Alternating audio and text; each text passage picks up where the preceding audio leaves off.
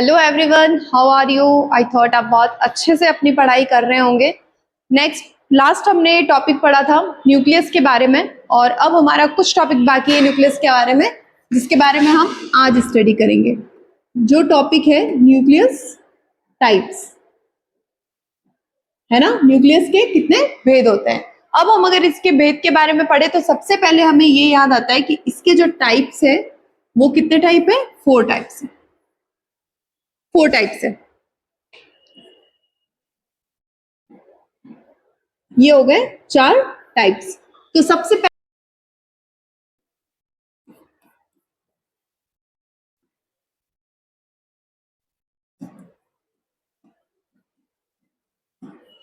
Second है nucleoplasm.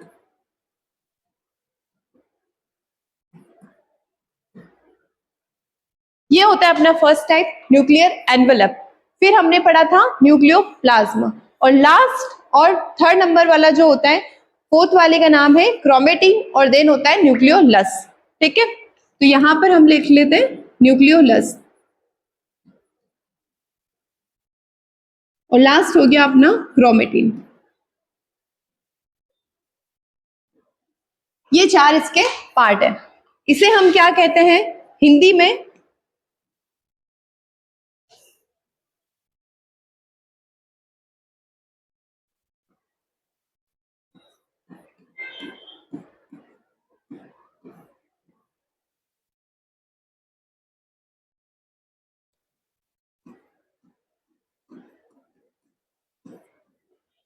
ये होता है केंद्रक द्रव्य,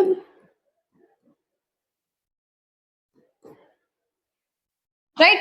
तो ये हम इसे हिंदी में ये कहते हैं, और उसी के बाद में हम लोग न्यूक्लियर प्लाज्मा कहते हैं, और उसे कहते हैं हम केंद्र।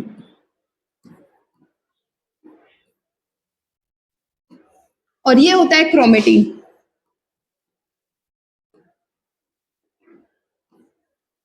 राइट। अब हमने ये 4 पार्ट देख लिए। अब इस 4 पार्ट को देखने से हमें ये समझ में आता है कि हमने ये 4 पार्ट के बारे में समझ तो लिया, लेकिन हम एक डायग्राम के थ्रू इसके बारे में फिर से बता देती हूँ मैं। ये है आउटर मोस्ट, ये डायग्राम है किसका? न्यूक्लियस का।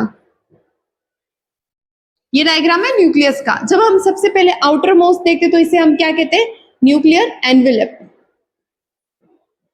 न्यूक्लियर एनवेलप का मतलब केंद्रक झिल्ली। नेक्स्ट आता है सेकेंड मोस्ट लेयर, जिसे हम क्या कहते हैं? केंद्रिका। क्या कहते हैं? केंद्रक द्रव्य, मतलब न्यूक्लियस प्लाज्मा, न्यूक्लियोप्लाज्मा। और जो थर्ड होता है हमारा, वो क्या होता है? न्यूक्लियोलस। और जो फोर्थ पार्ट होता है लास्ट में, जो इस तरीके से फील होता है पूरा, इसे हम क्या कह रहे हैं? क्रोमेटिन। क्या बोल रहे हैं इसे हम? क्रोमेटिन। ये तक यहाँ तक चीजें आई थॉट आपको पूरा अच्छे से समझ में आ गई। पहले भी हम लोगों ने इसके बारे में, स्ट्रक्चर के बारे में पढ़ा है। फिर हम अगर इसके बारे में एक आउटर मोस्ट लेयर है सबसे पहले, ये मतलब कि बाहरी आवरण है इसका, और इसी के अंदर ही सारी चीजें प्रेजेंट होती है। सारी चीजें किसके अंदर होती है? इसी न्यूक्लियर एनवेलप की तरह होती है। इसको याद करने का मैं सबसे अच्छा ट्रिक आपको बताती हूँ। जब हम लिफाफा खोलते हैं, जैसे ये क्या है हमारा? एक लिफाफा है।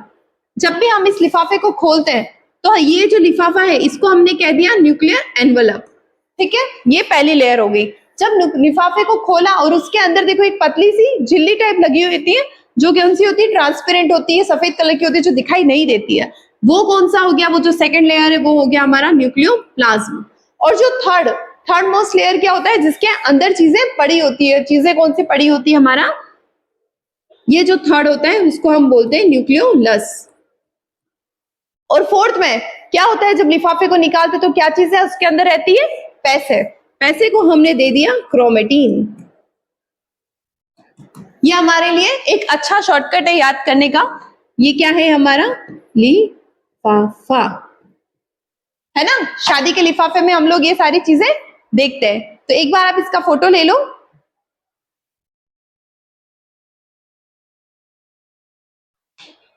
डन। फिर हमने ये पढ़ रखा है इसके बारे में।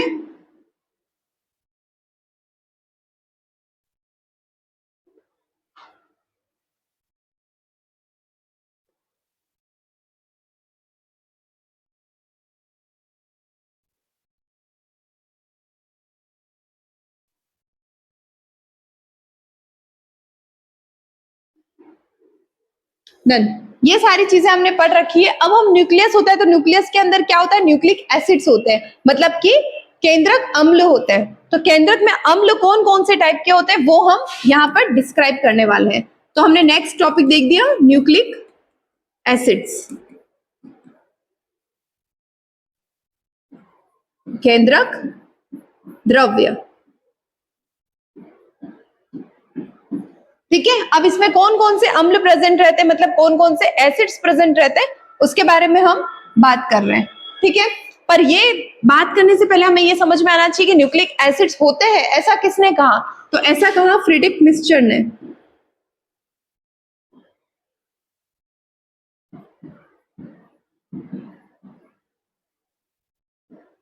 फ्रीडरिक मिस्चर करके एक साइंटिस्ट थे जिन्होंने हमें इसके बारे में बताया कि इसके अंदर कौन कौन से एसिड्स प्रेजेंट होते हैं, और एसिड प्रेजेंट होते हैं ऐसा भी हमें किसने बताया? फ्रीडरिक सर ने बताया, राइट?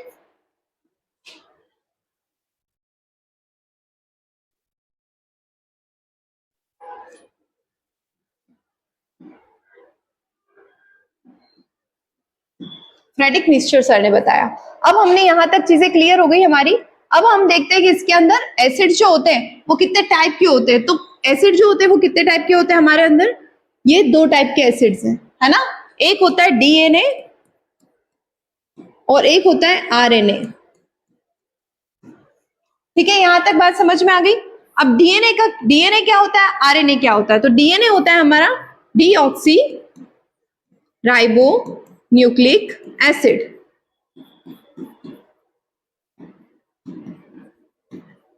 और जो आरएनए होता है वो होता है हमारा ribo nucleic acid, ribo nucleic acid. ठीक है, यहां तक चीजें समझ में आ गई। न्यूक्लिक एसिड से, न्यूक्लिक एसिड हमें किसने बताया? फ्रेडरिक मिस्चर सर ने बताया। और फ्रेडरिक मिस्चर सर ने बोला कि इस न्यूक्लियस के अंदर कुछ एसिड प्रेजेंट होते हैं, और ये एसिड जो होते हैं वो कितने टाइप के होते हैं? दो टाइप के होते हैं। फर्स्ट होता है डीएनए और सेकंड होता है आरएनए। डीएनए की फुल फॉर्म क्या है? डीऑक्सी राइबोन्यूक्लिक एसिड, और आरएनए की है राइबोन्यूक्लिक एसिड। यहां तक चीजें क्लियर है? यहां तक हमारा ये जो न्यूक्लिक एसिड वाला पोर्शन है ये कंप्लीट हो जाता है। अब हम स्टडी करेंगे डीएनए के बारे में कि डीएनए क्या होता है।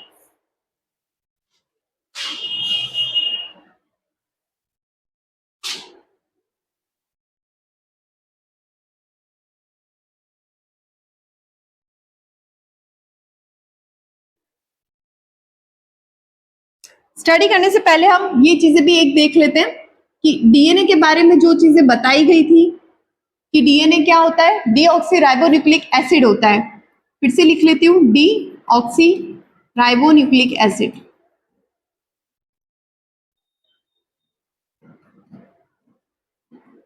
ये हमारा हो गया डीऑक्सी राइबोन्यूक्लिक एसिड। अब इसमें हमें पढ़ना, हमें जो बाहर की जानकारी है वो मैं बता देती हूँ कि ये जो होता है वो क्या होता है? डबल हेलिकल स्ट्रक्चर होता है। ये बारे में हम पढ़ चुके हैं कि ये कैसा होता है? डबल हेलिकल स्ट्रक्चर होता है, डबल हेलिकल स्ट्रक्चर, है ना? मतलब इसकी दो धागेनुमा संरचना होती है, एक धागेनुमा नहीं होती है, दो धागेनुमा संरचना होती है। और दो धागेनुमा संरचना होती है ऐसा हमें किसने कहा?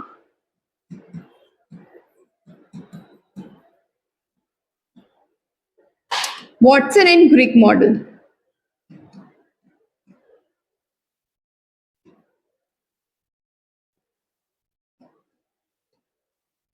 वॉटसन एंड क्रिक करके एक साइंटिस्ट थे जिन्होंने हमें इसके बारे में बताया कि जो डीएनए होता है वो डबल एसिड्स, डबल लेयर का मिलके बना होता है। मतलब इसमें क्या होती है? दो धागेनुमा संरचना होती है।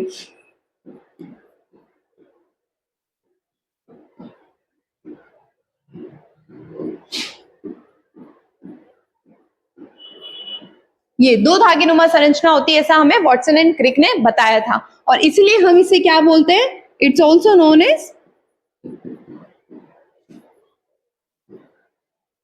Watson and Crick model. क्या बोलते हैं हम इसे? Watson Watson and Crick model. यहां तक ये सारी जानकारी कंफर्म हो गई? कोई इश्यू है इसमें? एक बार आप अपना फोटो ले लो, यहाँ पर कोई भी दिक्कत हो तो स्क्रीनशॉट ले लो यहाँ का।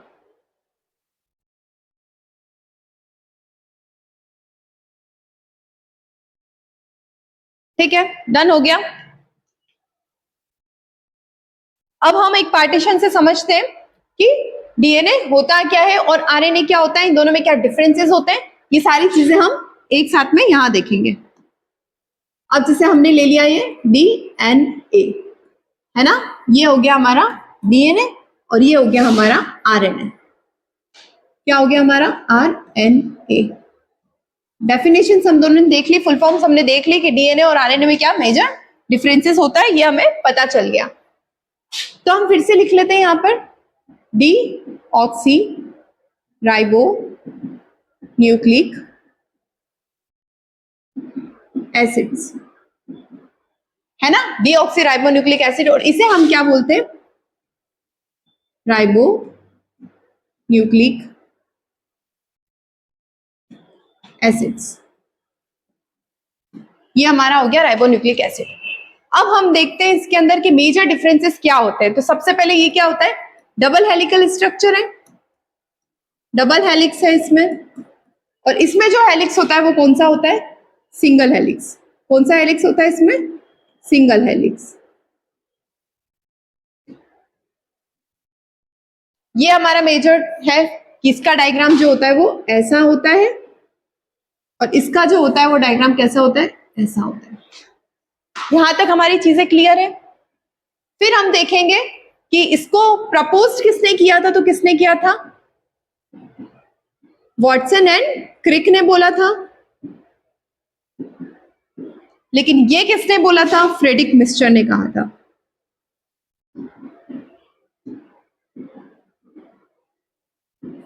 ये हमें किसने कहा था, फ्रेडरिक एंड मिक्सचर ने कहा था। यहां तक ये सारी चीजें क्लियरली समझ में आ रही है आपको। फिर उसके बाद में हम ये देखते हैं कि डीएनए का जो कंपोजिशन होता है वो किससे मिलके बना होता है। तो डीएनए इज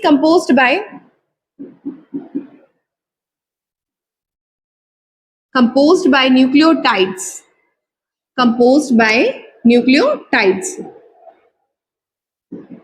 मतलब कि किससे मिलके बना होता है, न्यूक्लियोटाइड से मिलके बना होता है। और सेम चीज है कि आरएनए भी किससे मिलके बना होता है, न्यूक्लियोटाइड से मिलके बना होता है। यहां तक हम ये सारी चीजें पढ़ चुके हैं, समझ चुके हैं। अब ये सोच रहे हैं हम कि न्यूक्लियोटाइड्स जो होता है वो क्या होता है ना, न्यूक्लियोटाइड्स क्या होता है। तो न्यूक्लियोटाइड्स जो होता है वो 3 टाइप्स के होते हैं, है ना, 3 टाइप्स के होते हैं। फर्स्ट जो होता है वो क्या होता है, फॉस्फोरिक एसिड्स।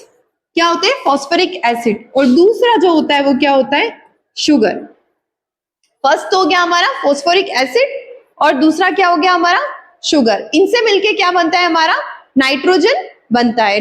मतलब न्यूक्लियोटाइड्स मिलके बनते हैं। अब न्यूक्लियोटाइड्स के अंदर जो तीसरा पार्ट है वो किससे मिलके बनता है हमारा, नाइट्रोजन बेसिस से मिलके बनता है। किससे मिलता है, नाइट्रोजन बेसिस, नाइट्रोजन से मिलके बनता है। यही चीजें हमें समझनी थी, ये हमने देख लिया यहाँ पर। अब हम इसके अंदर देखेंगे कि डीएनए जो होता है, डीएनए की जो सीक्वेंस होती है, जैसे कि डीएनए किसके साथ में जुड़ता है, ए के साथ में हमेशा टी जुड़ता है और जी के साथ में हमेशा क्या जुड़ता है, सी जुड़ता है। अब आप सोचोगे और यहां पर क्या चीज होती है, ए के साथ में यू जुड़ता है और जी के साथ में सी जुड़ता है ना। ये सारी चीजें हमें समझ में आ गई। अब हम देखेंगे, अब हम ये देखेंगे कि एटी, ये जो है ए और जी है, ये क्या चीज है, और सी और टी और सी जो है वो क्या चीज है। ठीक है, तो ये है एक प्यूरिन्स। क्या है ये, प्यूरिन्स। इसे हम बोलते प्यूरिन्स और इसे हम बोलते पिरिमिडिन्स। ये है प्यूरिन्स और ये है पिरिमिडिन्स। और सेम यहां पर भी यही चीज होती है कि ये जो होते हैं वो क्या होते हैं, प्यूरिन्स होते हैं, और यहां पर जो होते हैं वो क्या होते हैं, पिरिमिडिन्स होते हैं। यहां तक कंसेप्ट क्लियर है सबका। ये प्यूरिन्स हो गया, ये पिरिमिडिन्स हो गया। ये दोनों ही आपस में जुड़कर क्या बनाते हैं, डीएनए को डबल हेलिकल स्ट्रक्चर बनाते हैं। अब हम नेक्स्ट स्लाइड पे जाएंगे। यही जो हमारा डिफरेंस चल रहा था बीच का, प्यूरिन्स और पिरिमिडिन्स वाला। अब हम डीएनए का स्ट्रक्चर बना ले एक बार। ये हमारा डीएनए का स्ट्रक्चर है, ठीक है। अब देखो इसमें ये जो छोटी सी चीज आ रही है उसे हम क्या बोलेंगे, ये माइनर दिख रहा है तो हम इसे बोलेंगे माइनर ग्रुप, और ये हमें मोटा, ये हमें इतना चौड़ा दिख रहा है तो हम इसे क्या बोलेंगे, मेजर ग्रुप। ये चीजें हमें समझ में आ गई। अब हम इसकी देखेंगे ये जो लंबाई है, मतलब इसकी जो चौड़ाई है, चौड़ाई कितनी हो सकती है, 20 एंगस्ट्रॉम। कितनी हो सकती है, 20 एंगस्ट्रॉम से इसकी चौड़ाई हो सकती है।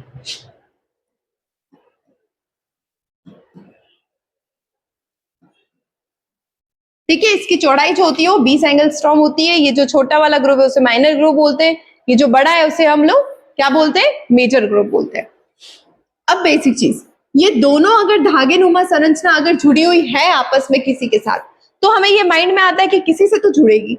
तो ये चीज किससे जुड़ी है, इसके बीच में क्या होते हैं, बॉन्ड्स होते हैं। वो बॉन्ड्स क्या है, इसको पढ़ने के लिए हम लोग क्या देखेंगे, ये जो स्ट्रक्चर है ना। अब यहाँ पे जुड़ा है, मतलब एक जो स्ट्रैंड होगा वो किसका होगा, मतलब यहाँ पर हमने बोला था कि ए किसके साथ में जुड़ता है, टी के साथ में, और जी किसके साथ में जुड़ता है, सी के साथ में। यहाँ तक हमने पीछे पढ़ा था। तो देखो यहाँ पे जो है वो क्या है, ए है, और यहाँ पर टी है, यहाँ पर जी है, यहाँ पर सी है, यहाँ पर ए है, यहाँ पर क्या है, ए है तो यहाँ पर टी है। इस तरीके से ये एक दूसरे से जुड़ते हैं, ये यहाँ पर बॉन्ड बनाते हैं, है ना। ये इस तरीके से जुड़ के अपना बॉन्ड बनाते हैं। तो अब देखो ए और जी का फुल फॉर्म क्या होता है, ये है ए, ये है टी, ये है जी और ये है सी। अब हम एटीजीसी के बारे में पढ़ेंगे। तो ए जो है वो है एडेनिन, क्या बोलेंगे हम इसे, एडेनिन, और इसे क्या बोलेंगे हम लोग, थाइमीन। जी से होता है ग्वानिन, और जो सी है लास्ट, सी को हम लोग क्या बोलते हैं, साइटोसाइनिन, साइटोसाइनिन। अब देखो ये चीज होती है हमारे डीएनए के अंदर, लेकिन यही बात जब हम इसमें करेंगे तो ये क्या होता है, सिंगल स्ट्रक्चर होता है, सबसे पहली बात। अब इसमें क्या आता है, ए किसके साथ में जुड़ता है, यू के साथ में जुड़ता है, और जी किस में साथ में जुड़ता है, सी के साथ में जुड़ता है। ये चीज कंफर्म है। तो अब हम ए जी सी तो हमें समझ में आ गया, पर यू क्या होता है, तो यू का जो नाम है वो क्या है, यूरेसिल। और ये जो ए टी जी सी है, ये जो ए टी जी सी के बारे में पढ़ा, ये क्या है, हमारे नाइट्रोजन बेस। क्या है, हमारे नाइट्रोजन बेस। जब हमने बोला था ना कि वो किससे मिलके बनते हैं, नाइट्रोजन बेस से मिलके बनते हैं, तो ये बन गया हमारा नाइट्रोजन बेस। अब हम सोचेंगे कि ये क्या होता है, यहाँ पर 3 बॉन्ड बना रखे ऊपर, क्या ये वाला जो स्ट्रक्चर है वो किसका है, बॉन्ड का स्ट्रक्चर है। मतलब कि यहाँ पे जो बन रहा है वो कौन से बॉन्ड बन रहे हैं, डबल बॉन्ड। ये हमारे बने डबल बॉन्ड, और इसमें जो बॉन्ड्स बन रहे हैं वो कौन से बन रहे हैं, ट्रिपल बॉन्ड।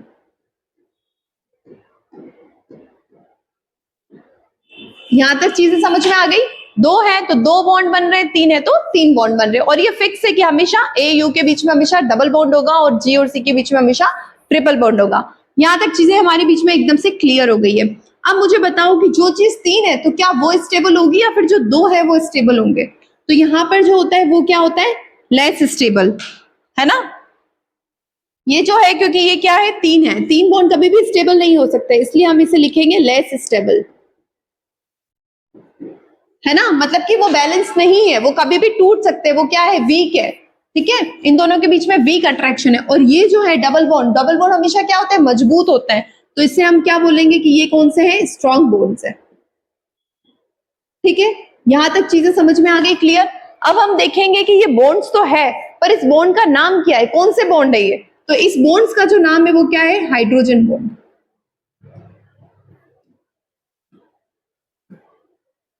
आगे बात समझ में। और सेम इसमें भी यही होगा कि ये कौन से बॉन्ड है, हाइड्रोजन बॉन्ड है।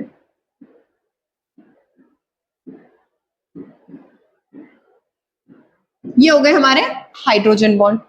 यहां तक ये सारी चीजें आपको क्लियरली समझ में आ गई है कि ए से यू जुड़ेगा, है ना, ए से यू जुड़ेगा और जी से सी जुड़ेगा। और देखो हमेशा एक इंपॉर्टेंट क्वेश्चन आपके यहाँ पर आता ही है, शायद इसे VIMP कर दो, वेरी इंपॉर्टेंट क्वेश्चन। यहां से एक क्वेश्चन पुट होके आता है कि अगर मान लो एक डीएनए में, ये क्वेश्चन है, सिंगल डीएनए है ना, एक डीएनए ले लिया है जिसमें मतलब डबल स्ट्रैंडेड डीएनए है। जब डीएनए की बात करें तो ऑब्वियसली बात है वो सिंगल नहीं हो सकता। 1 डीएनए है, उसके अंदर जो ए की मात्रा है वो कितनी है 50%, है ना, और जी दे रखा है हमें 50%, और हमें बताना है कि आप बताओ यू जो होगा मतलब सी जो होगा वो कितना परसेंट होगा और टी जो होगा वो कितना परसेंट होगा। टी की परसेंट वैल्यू हमें फाइंड करनी है और सी की परसेंट वैल्यू हमें फाइंड करनी है। तो क्या हम बता सकते हैं कि इसकी परसेंट वैल्यू क्या होगी, क्योंकि हमने क्या कहा है ए इक्वल क्या होता है यू और जी इक्वल क्या होता है सी। ए इक्वल टी होता है और जी इक्वल सी होता है, ये हम पढ़ चुके हैं। ये हमेशा इसका जो कंपोनेंट्स होगा वो इक्वल होगा, तो इसका मतलब इसका आंसर भी कितना आएगा 50% और इसका आंसर भी कितना आएगा 50%। यहां तक ये सारी चीजें समझ में आ रही है, बिल्कुल इजी से समझ में आ रही होगी, क्योंकि इन दोनों की मात्रा हमेशा क्या रहेगी सेम। जितना एडेनिन होगा उतना ही क्या होगा हमारा थाइमीन, और जितना ग्वानिन होगा उतना ही हमारा क्या होगा साइटोसाइनिन। यहां तक चीजें समझ में आ गई हमें।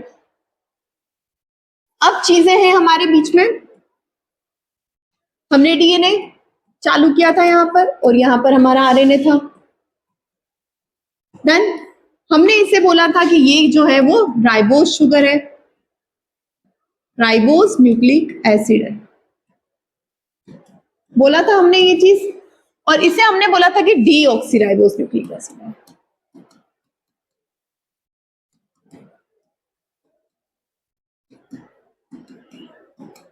यहां तक हमने ये चीजें स्टार्टिंग में पढ़ रखी है। तो अब मुझे बताओ कि इन दोनों के मेजर डिफरेंसेस करने के चक्कर में हम सबसे पहले ये चीज समझ में आती है कि यहाँ पर डी लिखा हुआ है, तो डी का मतलब कहीं ना कहीं अगर हम समझा जाए तो 2 होगा, है ना, तो बिल्कुल सही। इसका क्या मतलब होता है 2, ठीक है। और मैंने कहा कि डीएनए किससे बना होता है न्यूक्लियोटाइड से बना होता है। न्यूक्लियोटाइड में क्या होता है शुगर भी होती है और फॉस्फोरिक ग्रुप भी होता है। तो इसमें क्या होता है कि 2 नंबर की मतलब कि 2 नंबर पोजीशन पर क्या जुड़ा हुआ होता है शुगर जुड़ी होती है। शुगर मतलब तो पता है ना शक्कर, वो जुड़ी हुई होती है। और इसमें क्या होता है, इसमें शुगर नॉर्मली रूप में प्रेजेंट होती है, ठीक है। अब देखो डीएनए का जो स्ट्रक्चर होता है वो क्या होता है पेंटोज शुगर। इसमें कौन सी शुगर प्रेजेंट होती है, शुगर से भी रिलेटेड क्वेश्चन आ सकता है कि शुगर कौन सी होती है, तो कौन सी शुगर इसमें प्रेजेंट होती है पेंटोज शुगर प्रेजेंट होती है। अब पेंटोज का मतलब क्या होता है 5, है ना, पेंटोज का मतलब 5, मतलब कि इसकी कौन सी शुगर हो गई ये इस टाइप का,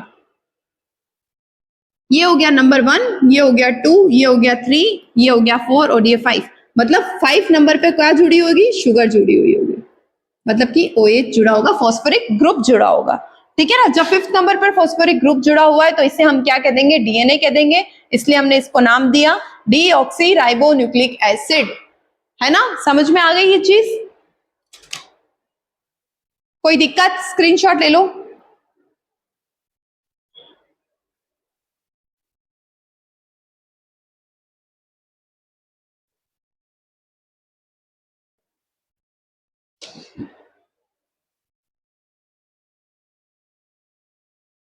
ठीक है, यहां तक हमने सारी चीजें हमने पढ़ ली है। अब हमको ये देखो कि एक चीज हमें और ये जैसे याद कर सकते हो कि ये जो होता है वो ओल्ड होता है, प्रिमिटिव सेल्स में ही आरएनए प्रेजेंट होता है, प्रिमिटिव सेल्स में ही आरएनए प्रेजेंट होता है, और ये किस में प्रेजेंट होता है न्यू सेल्स में प्रेजेंट होता है और मल्टी सेल्यूलर में प्रेजेंट होता है, ठीक है। अब हम एक चीज देखते हैं कि ह्यूमंस का डीएनए जो होता है, ह्यूमन डीएनए की साइज क्या होती है,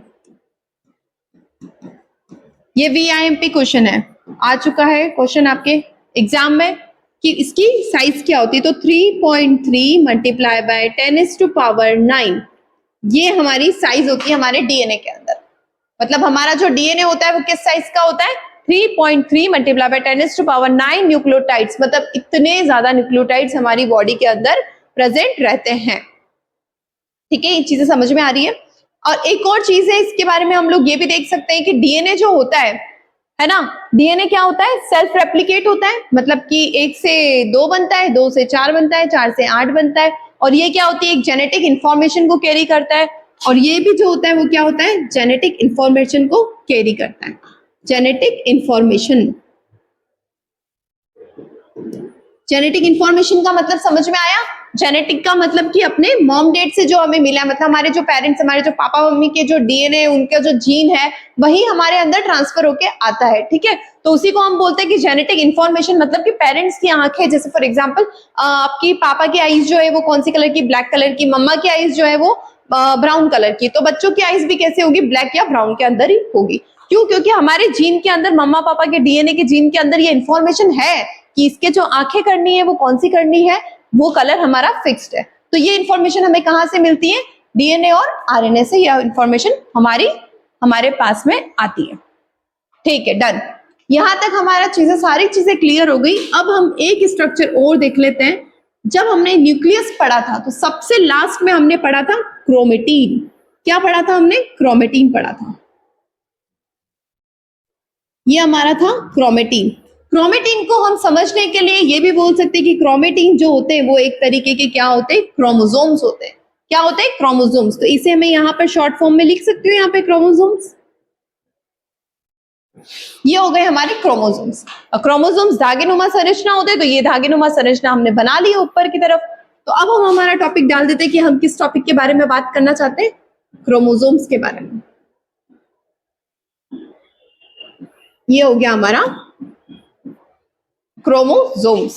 अब क्रोमोसोम्स कहाँ प्रेजेंट होता है उसके बारे में हमने बात कर ली कि क्रोमोसोम्स कहाँ प्रेजेंट होते हैं, न्यूक्लियस के अंदर प्रेजेंट होते हैं। और इसे हिंदी में क्या कहते हैं, गुणसूत्र, है ना। ये हमारा ये हो गया।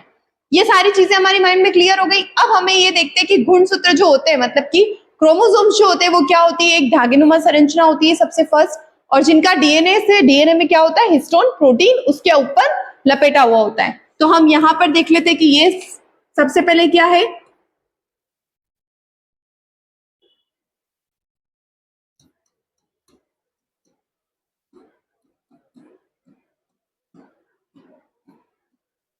ये हो गई हमारी धागेनुमा संरचना। और किससे लपेटा हुआ होता है, इसके अंदर प्रोटीन को होता है, कौन सा होता है, तो हिस्टोन प्रोटीन होता है। हिस्टोन प्रोटीन के ऊपर क्या होता है, डीएनए, मतलब क्रोमोसोम्स प्रेजेंट होते हैं।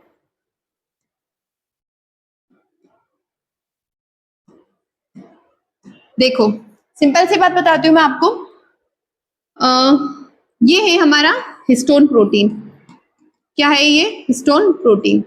अब इसके ऊपर जो है इस तरीके से डीएनए क्या हुआ है, लपेटा हुआ है, ठीक है। जब अपन इसको खोलेंगे, डीएनए को जब लंबा करेंगे, क्योंकि डीएनए बहुत लंबा है, हमने देखा ना 3.3 मल्टीप्लाई बाय 10⁻⁹, इतनी साइज लंबी है डीएनए की। तो डीएनए इतनी सारी इंफॉर्मेशन कैरी कर रहा है, तो ऐसा तो नहीं है कि सिर से लेके पैर तक डीएनए ही होगा, है ना। उसको छोटा छोटा छोटा छोटा छोटा साइज में कर रखा है, और उसको इतना छोटा कर रखा है कि हिस्टोन का जो प्रोटीन है, मतलब ये जो प्रोटीन है, उसके चारों तरफ उसको इस तरीके से लपेट दिया गया है। ये इस तरीके से कोइल्ड स्ट्रक्चर में उसको लपेट दिया गया है हिस्टोन के प्रोटीन के ऊपर। तो अगर क्वेश्चन आता है कि डीएनए के अंदर जो प्रोटीन होता है या फिर क्रोमोसोम्स जो है वो किसके ऊपर लपेटे होते हैं, तो किसके ऊपर लपेटे होते हैं, हिस्टोन प्रोटीन के ऊपर लपेटे होते हैं, ठीक है। और ये क्या बनाते हैं, एक ओक्टामर बनाते हैं, ओक्टामर बनाते हैं, ठीक है। ये ओक्टामर बनाते हैं और एक दूसरे के ऊपर इस तरीके से लपेटे हुए होते हैं, ठीक है। यहां तक चीजें समझ में आ गई, स्क्रीनशॉट ले लो।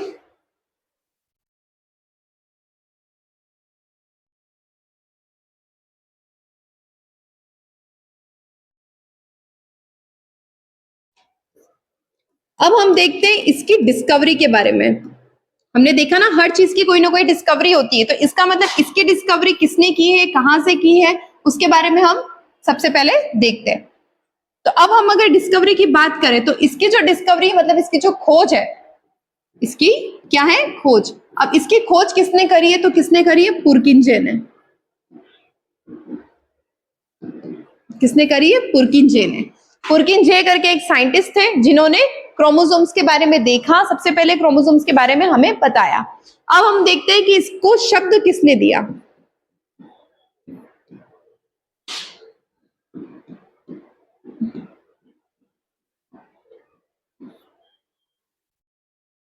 ये जो शब्द है मतलब कि कौन सा शब्द, गुणसूत्र,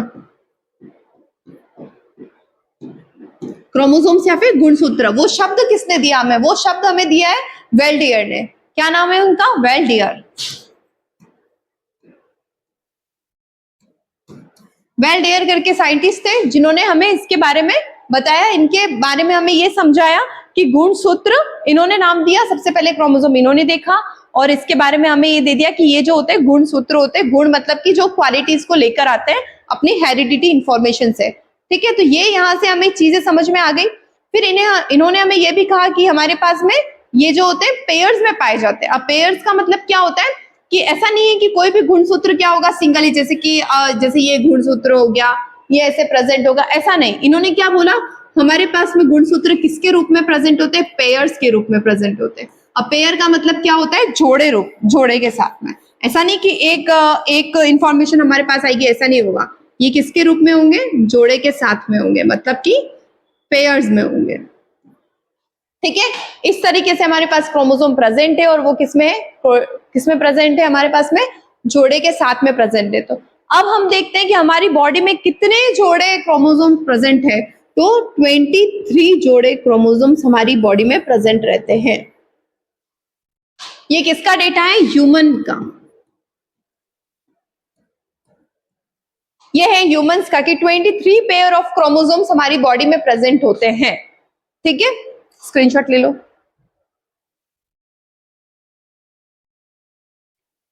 अब जब 23 पेयर ऑफ क्रोमोसोम्स है तो इसको जब अपन मल्टीप्लाई करेंगे 2 से तो कितना हो जाएगा, 46 क्रोमोसोम्स, है ना। अब इसका हम डिवाइडेशन के बाद में हम इसका टाइप पढ़ते हैं कि क्रोमोसोम्स भी होते हैं वो कितने टाइप के होते हैं।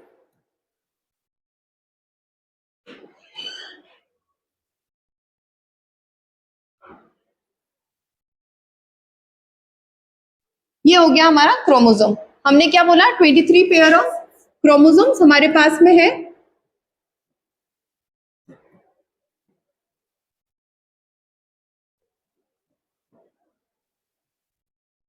ये हमने देख लिया था कि हमारे पास जो क्रोमोसोम है वो कितने होते हैं, 23 पेयर ऑफ क्रोमोसोम्स होते हैं। अब क्या होता है क्रोमोसोम में, क्या नहीं होता है, इसके बारे में हम देखते हैं।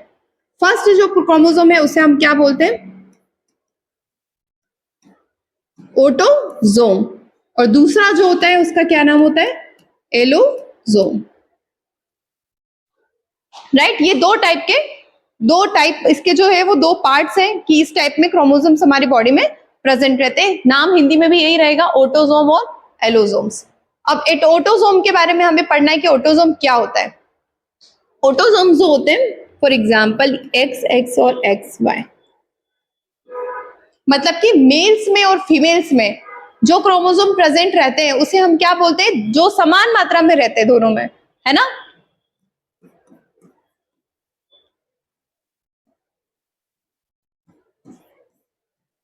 जो महिला और पुरुष में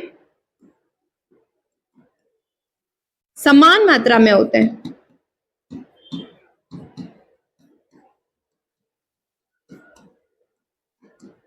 उसे हम क्या बोलते हैं, ऑटोसोम्स कहते हैं।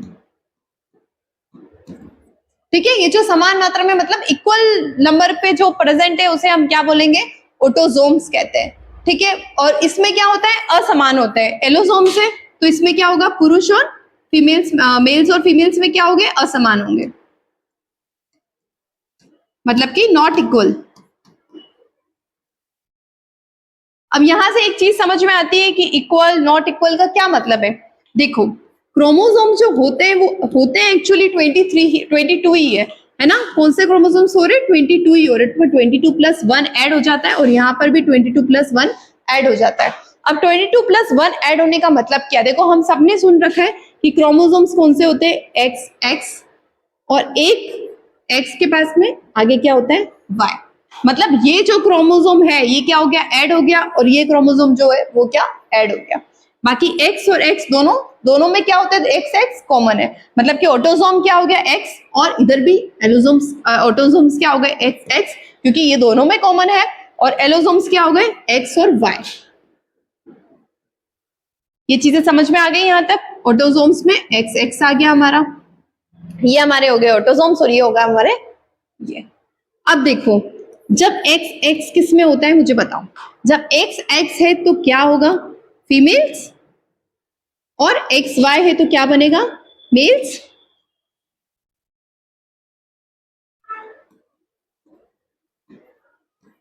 ये सबको पता है, एक्स एक्स जो होता है वो फीमेल्स के अंदर होता है और एक्स वाई जो होता है वो मेल्स के अंदर होता है, क्योंकि वाई जो होता है वो कितना, वो क्या होता है, डोमिनेंट कैरेक्टर होता है, और यहाँ पर एक्स क्या होता है, फीमेल डोमिनेंट कैरेक्टर होता है।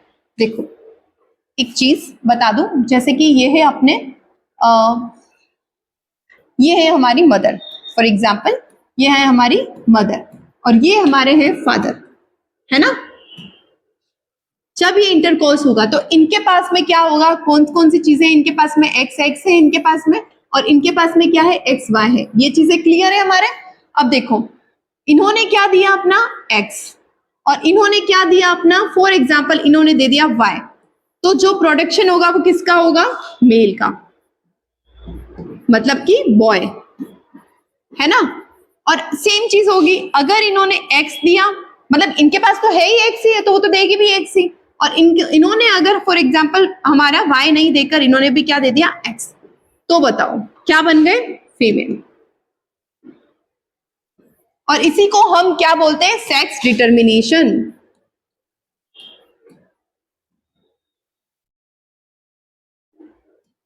बोलते ना लिंग की जांच कराना, वो यही होता है सेक्स डिटर्मिनेशन, ताकि सेक्स का पता लगाना कि कौन सा सेक्स किसके अंदर प्रेजेंट है, मेल है या फीमेल्स है। वो कैसे पता चलता है, क्रोमोसोम के बेसिस पे पता चलता है। स्क्रीनशॉट ले लो इसका।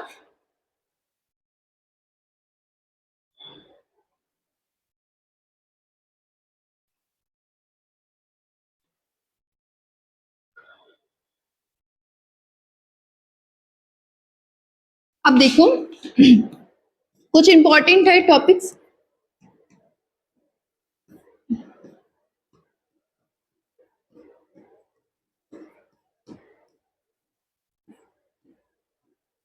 ये क्रोमोसोम्स के बारे में बताया गया है कि मानव में कितने होते हैं, 46 होते हैं, क्योंकि 23 मल्टीप्लाई बाय अगर 2 करूंगी तो कितना आ जाएगा, 46 क्रोमोसोम्स। और चिंपैंजी की बात करें तो चिंपैंजी में कितने होते हैं, 48 क्रोमोसोम्स होते हैं, मतलब कि 24 पेयर ऑफ क्रोमोसोम्स इसमें प्रेजेंट है। जब मल्टीप्लाई करेंगे तो कितना आ जाएगा, 48 मल्टीप्लाई करने पर आ जाएगा। तो इसका मतलब चिंपैंजी में कितने होते हैं, 48, और इसके क्वेश्चन हमारे कभी कभार आ जाते हैं। अब हम ये भी देख लेते हैं कि कुत्ते में कितने क्रोमोसोम्स प्रेजेंट होते हैं, 78 पेयर ऑफ 78 क्रोमोसोम्स हमारे कुत्ते के अंदर प्रेजेंट होते हैं। तो ये सारी चीजें हैं, इसमें बहुत अलग अलग टाइप के भी होते हैं। एक मेंडल ने भी एक रिसर्च की थी कि मटर में कितने क्रोमोसोम्स होते हैं, तो उन्हें क्या मिला, 14 क्रोमोसोम्स मटर में प्रेजेंट होते हैं। तो इस टाइप के सारे हमें याद करने हैं क्योंकि ये इंपॉर्टेंट है, इससे क्वेश्चंस भी बनते हैं।